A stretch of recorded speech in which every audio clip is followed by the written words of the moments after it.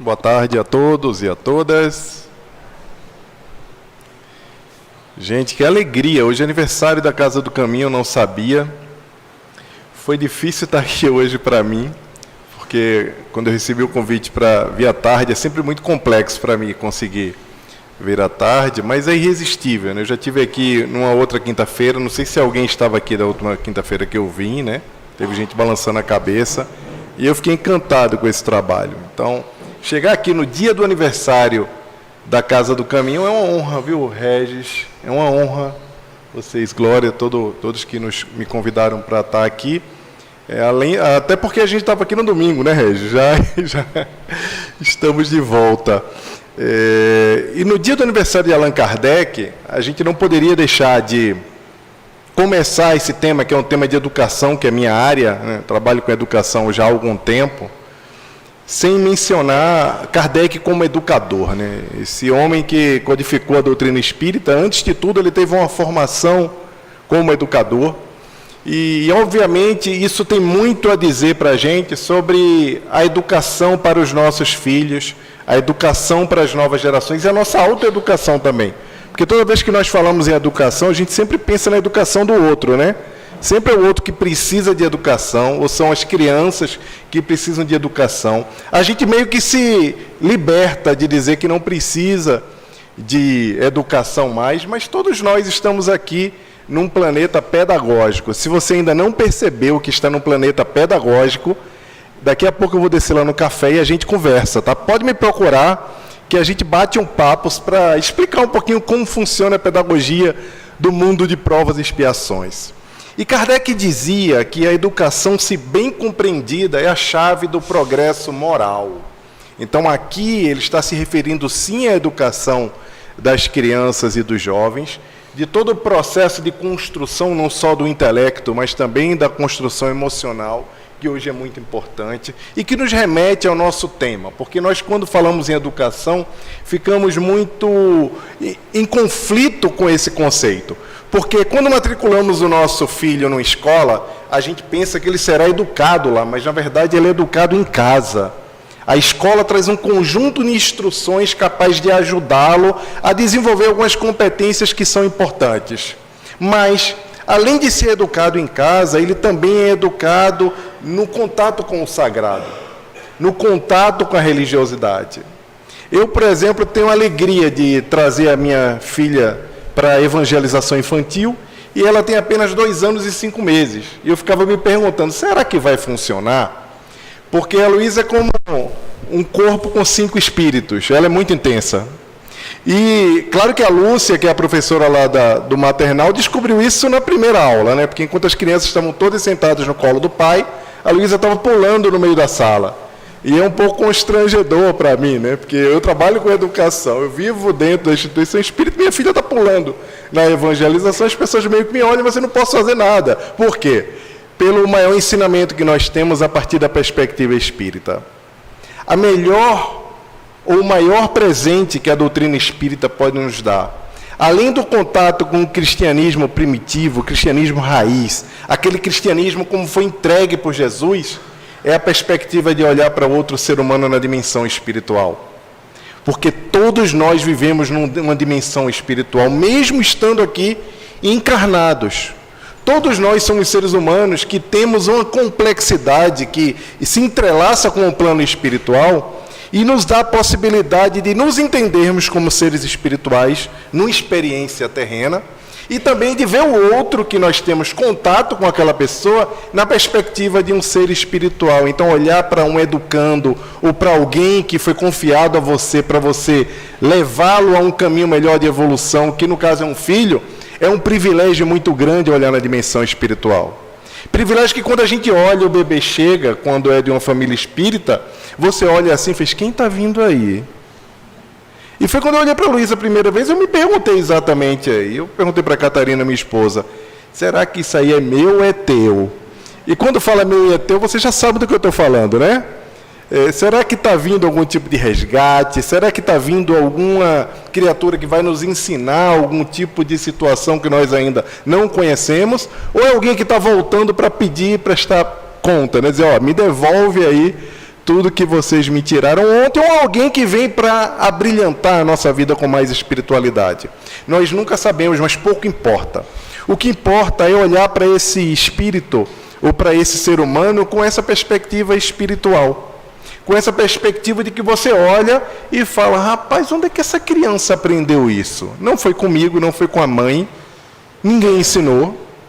Tem alguma coisa aqui diferente, e aí a gente se lembra automaticamente que nada mais é do que um espírito imortal que está voltando à experiência carnal e que traz outras vivências e possibilidades. Mas, Emmanuel, no livro Pensamento em Vida, que é um livro que todo mundo que está aqui já leu, e não lembra, mas já leu, porque é um livro que o plano espiritual utiliza para preparar as pessoas para reencarnarem, e eu espero que todo mundo esteja reencarnado, que eu estou vendo aqui. Está todo mundo encarnado, né, gente? Não estou vendo desencarnados. Pelo menos tem cadeiras aqui vazias. E esse livro foi um livro lido pelo... Tem desencarnado aí em cima não, né? Que tem uma senhora que está rindo para mim. Está todo mundo encarnado. E esse livro nos traz uma série de ensinamentos, dentre eles o ensinamento, óbvio que tem um capítulo sobre educação, óbvio que tem um capítulo sobre filhos, e nele se fala do exemplo. O exemplo como a força magnética que vai impulsionar a impressão, e ele usa essa palavra como se fosse uma fotografia, que nós vamos imprimir naquela chapa em branco que é entregue para a gente quando um espírito reencarna. Óbvio que ele traz todas as tendências milenares, todas as suas vivências, mas ele também traz novas possibilidades que são renovadas a partir do contato educacional. E muitas vezes nós não nos damos conta, porque naquele processo de educar, nós também estamos nos educando. Toda vez que existe um contato mais intenso, mais desafiador, existe também um processo de educação que a vida está nos trazendo na sua pedagogia, como eu falei logo aqui que cheguei. Mas, óbvio, depois de falar em Kardec, essa dimensão espiritual, tão bem explicada no livro chamado Nossos Filhos são Espíritos, de Hermínio Corrêa Miranda, e quem não teve oportunidade de ler esse livro, é um livro fantástico, que nos dá essa dimensão espiritual da criação dos filhos. Nós temos que lembrar do Mestre, do Nosso Senhor. E é curioso que em João, capítulo 4, lá no versículo 34, logo depois, os discípulos voltam de Samaria para encontrá-lo, porque ele ficou no poço conversando com uma mulher. Primeiro que era bem estranho conversar com mulher naquela época, inclusive o judeu ele evita, como homem, ele evita o contato com as mulheres, eles têm um contato mais entre homens. Isso aqui é uma conversa muito profunda para a gente ter agora, mas é estranho conversar com a mulher, é estranho conversar com a mulher samaritana, que era inimigo dos judeus. Mas ele ficou lá muito tempo conversando com a mulher samaritana. Não por coincidência, hoje eu vi um trecho do episódio que nós fizemos aqui, né, Glória? A gente fez uma série de comentários da série The Chosen, que está online aqui na casa, no YouTube da Casa do Caminho, e tem um episódio que a gente dedicou completo à mulher samaritana, de tão profundo que é, e eu vinha para cá e peguei por acaso um pedaço, e você começa a ver e já começa a se emocionar com a profundidade. Mas, quando os discípulos voltaram e viram que Jesus estava muito tempo ali no poço, conversando com a mulher, eles não falaram nada, por essas duas questões. Eles perguntaram para ele se ele estava com fome. Olha que legal, Regis, você nunca perguntou se eu estou com fome quando eu chego aqui. Ninguém nunca perguntou, você está com fome, quer um pão de queijo? Mas os discípulos voltaram e falaram, olha, você está com fome, mas coma alguma coisa? E ele responde, a comida que eu tenho para comer, vocês não conhecem. A comida que eu tenho para comer, a minha comida, é fazer a vontade do meu Pai. Jesus diz que a comida, o alimento dele, é fazer a vontade de Deus. E ele mostra ali, por meio desse relato, que a maior característica de conexão entre ele e seu Pai, que também é o nosso Pai, é a obediência. E quando a gente vê Jesus dizer isso, que até a comida que ele tem para comer é fazer a vontade do Pai, a gente pensa como pai assim, eu queria que meu filho fosse assim. Eu queria que minha filha colocasse a roupa que eu tento colocar nela todo dia e ela sempre pede a outra. E por incrível que pareça, na idade dela, Muita gente tinha me dito, não tem gosto não, criança, não, isso aí é mãe, não, tenta. Teve um dia que ela estava muito doente, estava deitada, eu estava colocando a fralda, já estava com sono, e eu coloquei o pijama que eu queria, ela ainda fez assim, para poder se esticar e ver se era o pijama que ela queria. E se não fosse, ela ia pedir para tirar. Esses espíritos estão chegando com nível de maturidade, atropelando tudo. E a gente fica pagando com a língua o tempo todo, porque a gente fica fazendo palestra de educação, como eu faço, o povo até me paga para fazer palestra de educação, e minha filha chega na escola dela, em qualquer lugar, e me desmoraliza. Vê se pode isso, né? Porque na prática as coisas são bem diferentes. E quando a gente entende que o filho não necessariamente vai fazer a vontade do Pai como Jesus, na sua conexão mais profunda com Deus, fazia, a gente se frustra, mas se frustra de uma forma errada, enganada. Porque necessariamente os nossos filhos não são criados nem estão no mundo para fazer a nossa vontade. Eles estão aqui para fazer as suas próprias escolhas. Eles estão aqui para construir o seu próprio repertório de vida a partir do que nós vamos imprimir por meio de instruções, que nas escolas são as instruções, no contato com o sagrado, com Deus, a saúde, digamos assim, espiritual, e a saúde emocional, que com a escola e com a família é construída também hoje em dia, porque é tão importante, porque nós estamos vendo o desastre relacionados a transtornos de saúde mental que a sociedade tem passado ultimamente, inclusive crianças cada vez mais jovens. Muitas delas por causa disso aqui. Mas, se eles vêm para construir o próprio caminho por meio de escolhas, essas escolhas, para poderem acontecer na vida, elas passam por um imperativo que muitas vezes nos incomoda muito. Nos incomoda a não obediência. Nós somos teimosos. Tem alguém aqui que não é teimoso? Porque quando diz que não é, porque é, né? Sempre tem um amigo que você fala, mas você é teimoso, né?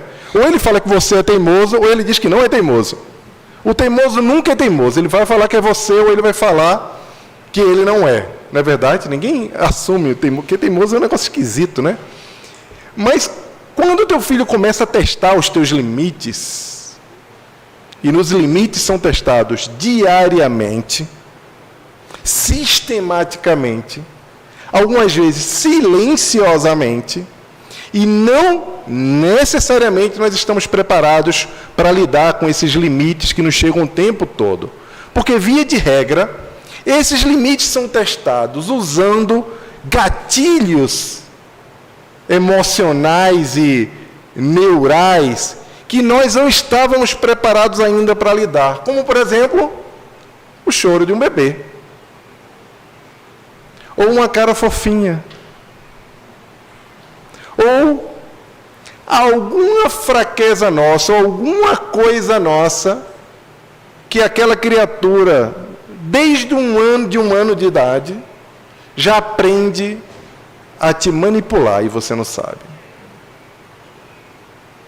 E eu lembro uma vez que eu estava na sala, minha sogra que está aqui, estava lá também, e aí eu estava falando com a Luísa, com a minha filha, e aí a minha sogra começou a tentar explicar para ela o que ela tinha que fazer, que eu estava pedindo para ela trazer alguma coisa que ela estava na minha mão e que ia quebrar. Talvez um relógio, eu não lembro exatamente o que era.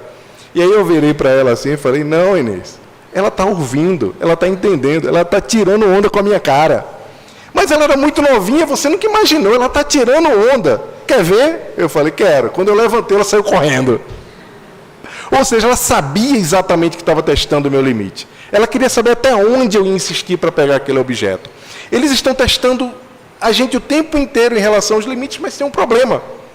O problema é que nós não gostamos de frustrar os nossos filhos e tomamos a decisão o tempo inteiro de que eles não passem pelos sofrimentos pelos quais nós passamos, porque acreditamos que se eles passarem pelos mesmos sofrimentos, eles terão algum quê de derrota, algum quê de tristeza que teve na nossa vida, que nós acreditamos que não era normal que isso acontecesse. E aí, queremos blindar a frustração. E na blindagem da frustração, nós esquecemos de provocar a construção dos limites, dizer não, deixar chorar. E a gente está falando aqui em filhos, por conta da temática da Semana do Livro, mas os limites também são autolimites. É importante ter sabedoria para você impor limites nas relações com os outros também. E isso funciona no casamento. Vocês acham que a esposa não testa vocês, o esposo não é? O tempo inteiro. Você está sendo testado o tempo inteiro nas relações humanas. E o teste é o teste de limite que eu estou falando.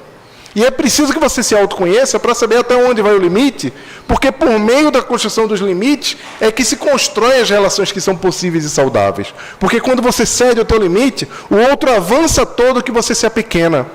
E chega num momento, numa relação, que ou você está numa caverna, sozinho, acuado, sem perceber, e o outro agigantado em suas necessidades porque foi no teu limite, ou você está em trocas de violências e de farpas por conta dessa dissociação que há entre a sintonia dos limites. Então, os limites para os filhos, para as relações, com irmãos, com mãe também, com pai, porque às vezes também a gente acha que os laços consanguíneos nos obrigam a esquecer completamente os limites, sem respeitar a gente mesmo, respeitar até onde as coisas podem ir na nossa vida.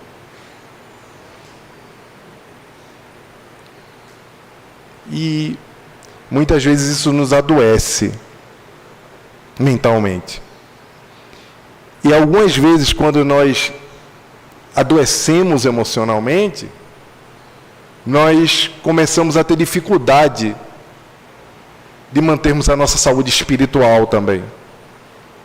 Mantermos a nossa conexão com o sagrado, a nossa conexão permanente com Deus, a nossa conexão necessária como ser em múltipla dimensionalidade, como ser espiritual, precisa ter.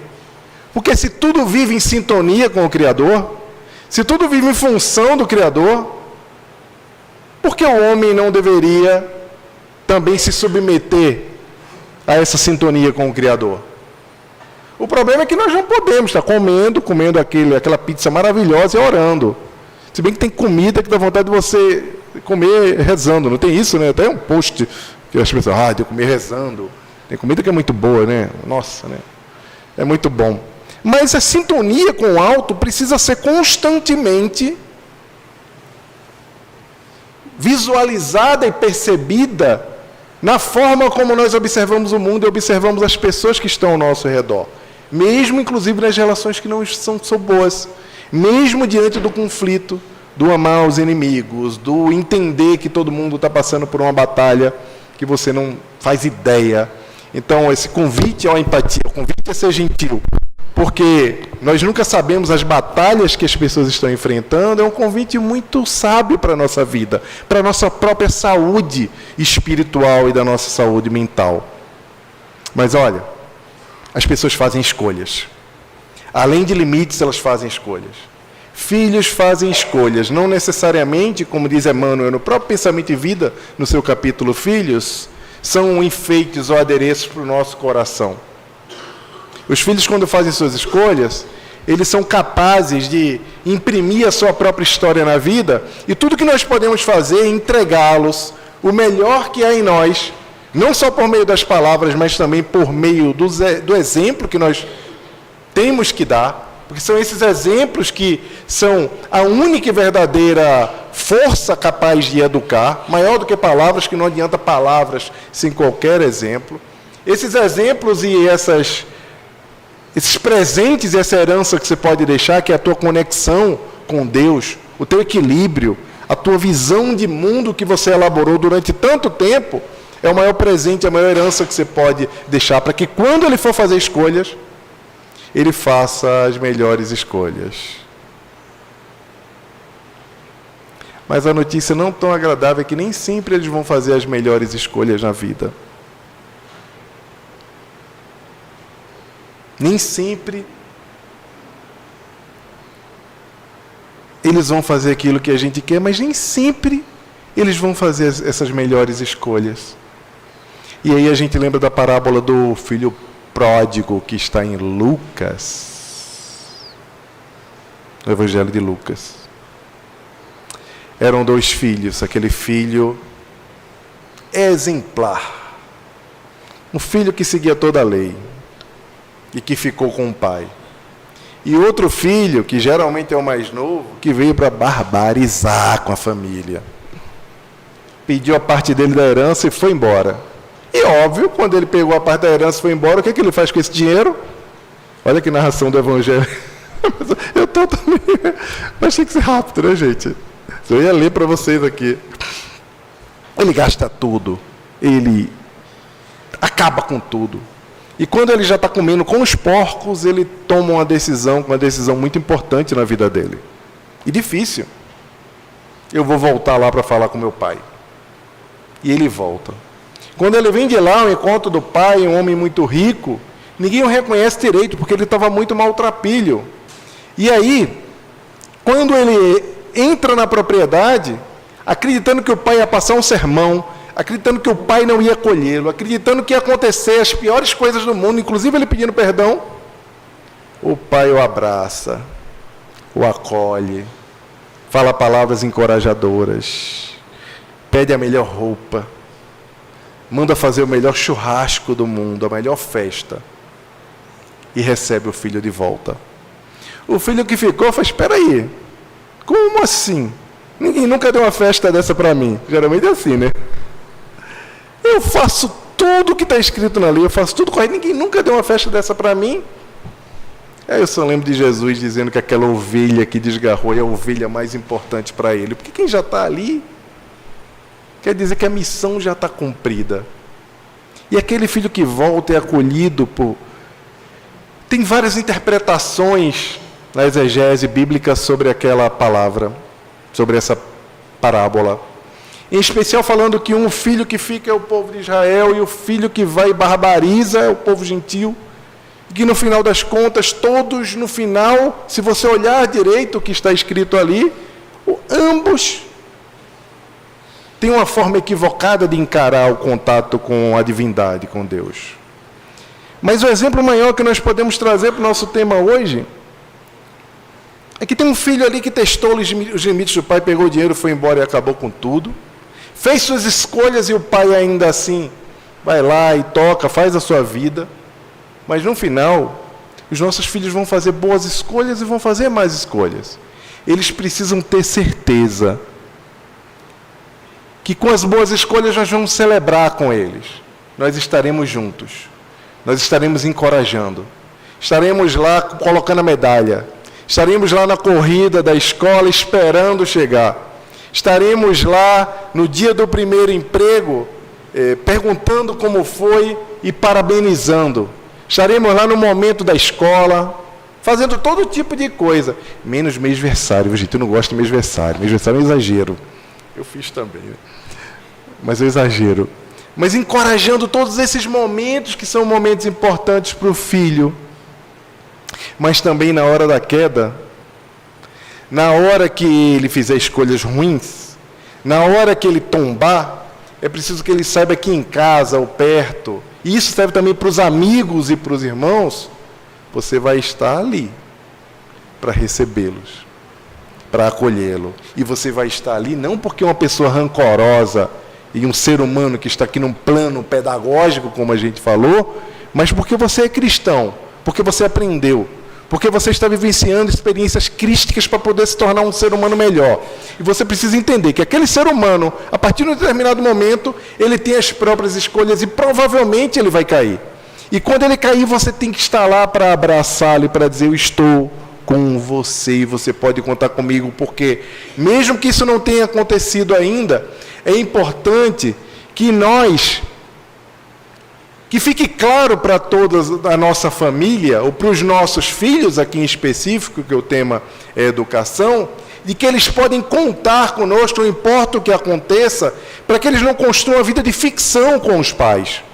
Alguns filhos constroem personagens para se relacionar com o pai, porque têm vergonha ou não conseguem falar sobre as suas próprias escolhas, não têm orgulho de falar sobre as suas próprias conquistas e aquilo que eles elegeram para a própria vida, porque acham que serão censurados e serão expulsos, como se acreditava que o filho pródigo seria.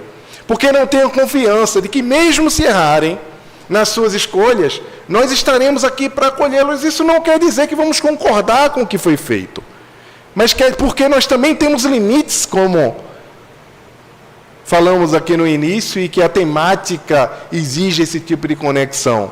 Os nossos próprios limites nos fazem com que nós deixemos as relações do tamanho que elas são, no campo da reciprocidade.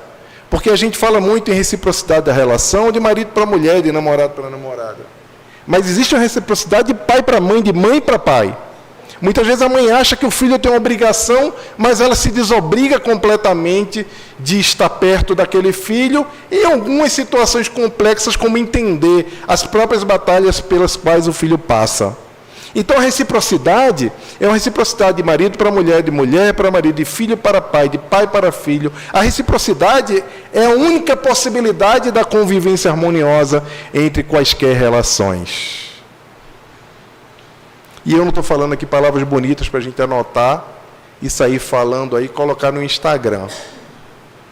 Eu estou falando essa reflexão para que nós, se não formos pessoas recíprocas e gratas, se dentro de nós não estamos entregando aquilo que nós precisamos entregar para quem tanto nos entrega, nós possamos revisitar a forma como nós nos conectamos com as pessoas e entender que precisamos dar o tamanho e a grandiosidade nas relações que nos permeiam, principalmente valorizando aquelas pessoas que tanto e mais nos valoriza. Porque assim como Jesus com Deus, que comia aquele alimento, que era um alimento que era a vontade do Pai, que está nos céus, que era o seu grande alimento, nós também temos que nos alimentar nessa fonte, para poder esse alimento transformar o nosso interior, a nossa compreensão, e entendermos essa dimensão espiritual de cada um. Né, Isabel? Quando a gente entende essa dimensão espiritual, do contato com cada pessoa, a vida se transforma completamente. E a gente passa a entender coisas que a gente não entendia, e que estão ao nosso lado, nos influenciando o tempo inteiro, que é o plano espiritual que nós aprendemos com essa doutrina maravilhosa, que o aniversariante da noite, não Luca, do dia, né? Não Luca, o Kardec, nos presenteou, elaborando e nos deixando mais factível e simples a compreensão da doutrina espírita, para que a gente pudesse estar bebendo nessa fonte. Que Jesus nos abençoe a todos. Uma boa tarde, um bom dia, uma boa semana para todos vocês, e que possamos lembrar dos nossos limites, estabelecer limites e lembrarmos de respeitar as escolhas do outro, olhando e observando as dimensões espirituais de cada ser humano. Muita paz.